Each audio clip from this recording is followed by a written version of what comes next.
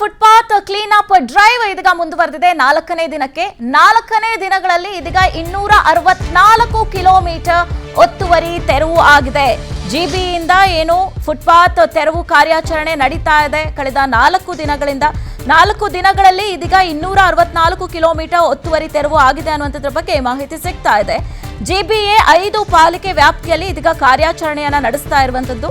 ಇದರಲ್ಲಿ ಒಟ್ಟು 2000 kilometre footpath ಒತ್ತುವರಿಯ ಗುರಿಯನ್ನ ಇದೀಗ ಜಿಬಿಎ ಇಟ್ಕೊಂಡಿದೆ. ಇದರ ಜೊತೆಗೆ ಫುಟ್ಪಾತ್ಗಳ ದುರಸ್ತಿಗೆ ಈಗಾಗಲೇ 70 ಕೋಟಿ ಅನುದಾನವನ್ನ ಕೂಡ ಮೀಸಲಿಗೆ ಇಟ್ಟಿರುವಂತದ್ದು.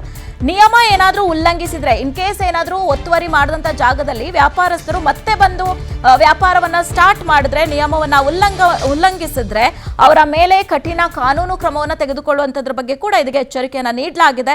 ಅಷ್ಟೇ ಅಲ್ಲದೆ ಜಿಬಿಎ ಈ ಒಂದು ಎಚ್ಚರಿಕೆಯನ್ನ ನೀಡಿರುವಂತದ್ದು ನಾವು ನೋಡ್ತಾ ಇದ್ದೀವಿ. ಕಳೆದ 4 ದಿನಗಳಿಂದ Malleshwaram, Jayanagar, church street, Trinity circle ಸೇರಿದಂತೆ ನಗರದಾದ್ಯಂತ ಸಾಕಷ್ಟು ಕಡೆಗಳಲ್ಲಿ ಇದೀಗ ಜಿಬಿಎ ಈ ಒಂದು ತೆರವು ಕಾರ್ಯಾಚರಣೆಯನ್ನ ಮಾಡ್ತಾ ಇರುವಂತದ್ದು. ಅಧಿಕಾರಿಗಳು ಸೇರಿದಂತೆ ಸಿಬ್ಬಂದಿಗಳು ಹಾಗೆ ಜೆಸಿಬಿ ಸಹಾಯದಿಂದ ಈ ಒಂದು ತೆರವು ಕಾರ್ಯಾಚರಣೆಯನ್ನ ಮಾಡಲಾಗ್ತಾ ಇದೆ. ಪಾದಾಚಾರಿಗಳಿಗೆ ನಡೆದುಕೊಂಡು ಹೋಗೋದಕ್ಕೆ ಅನುವು ಮಾಡಿಕೊಡುವಂತಹ ಒಂದು ಹಿನ್ನೆಲೆಯಲ್ಲಿ ಈ ರೀತಿಯಾದಂತಹ ಒಂದು ಕಾರ್ಯಾಚರಣೆಯನ್ನ ಕಳೆದ 4 ದಿನಗಳಿಂದ ಮಾಡ್ತಾ ಇರುವಂತದ್ದು.